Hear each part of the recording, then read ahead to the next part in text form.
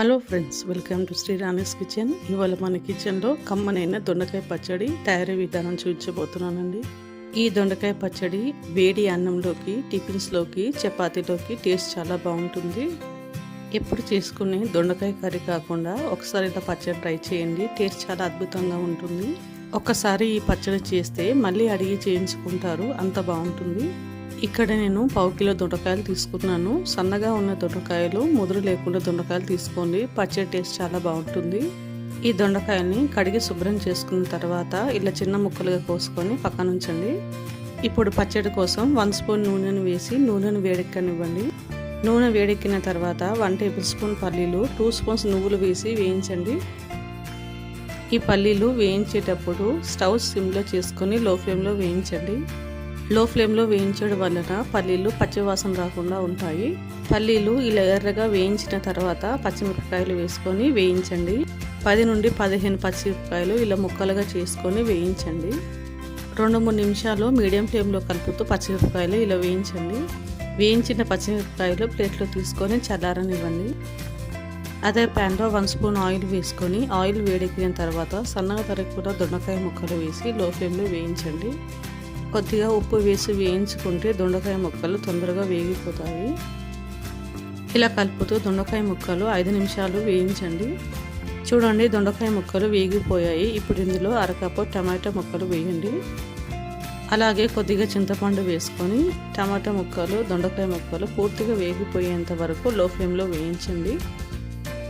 చూడండి, దొండకాయ ముక్కలు కలర్ చేంజ్ అయ్యాయి, పూర్తిగా వేగిపోయాయి.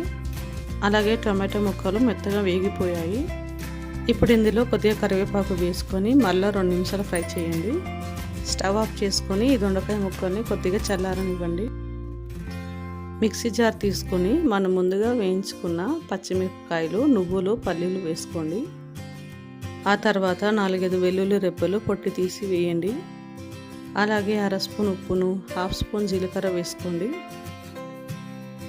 పల్లీలు, నువ్వులను బరకగా గ్రైండ్ చేసుకోండి. దొండకాయ ముక్కలు వేసి గ్రైండ్ చేసుకుంటే పల్లీలు నలగవు, అందుకే ముందుగా పల్లీల్ని గ్రైండ్ చేసుకోండి. చూడండి, ఈ విధంగా పల్లీల్ని గ్రైండ్ చేసుకుంటే సరిపోతుంది. ఇప్పుడు ఇదే మిక్సర్ జార్లో మనం ముందుగా వేయించుకున్న దొండకాయ, టమాటా ముక్కలు వేసుకోండి. అలాగే ఈ దొండకాయ పచ్చడిలో మంచి రుచి కోసం కొత్తిమీరను కాడలతో సహా వేసుకోండి. అలాగే 1/2 స్పూన్ పసుపును వేసి బరకగా గ్రైండ్ చేసుకోండి. ఈ పచ్చడిలో నీళ్లు వేయని అవసరం లేదు. దొండకాయ ముక్కలకు, టమాటా ముక్కలకు ఉన్న తేమనే సరిపోతుంది. నేను ఇక్కడ మిక్సర్ జార్లో వేసాను, కావాలంటే మీరు రోట్లో వేసి కూడా పచ్చడి చేసుకోవచ్చు. ఈ పచ్చడిని బరకగా గ్రైండ్ చేసుకుంటే రోటి పచ్చడిలాగా రుచిగా ఉంటుంది.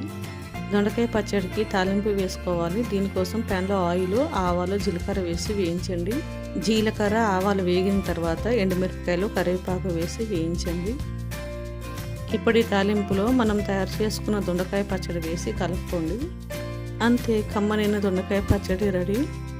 రోటి పచ్చళ్ళు తినాలనిపించినప్పుడు ఇలాంటి దొండకాయ పచ్చడి ట్రై చేసి చూడండి. టేస్ట్ చాలా అద్భుతంగా ఉంటుంది. ఈ పచ్చడి మీకు నచ్చిందా? ట్రై చేస్తారా? అయితే లైక్ అండ్ సబ్స్క్రైబ్ చేయండి. ఇలాంటి టేస్టీ అండ్ సింపుల్ రెసిపీస్ కోసం మన ఛానల్ని ఫాలో అవ్వండి. Thanks for watching.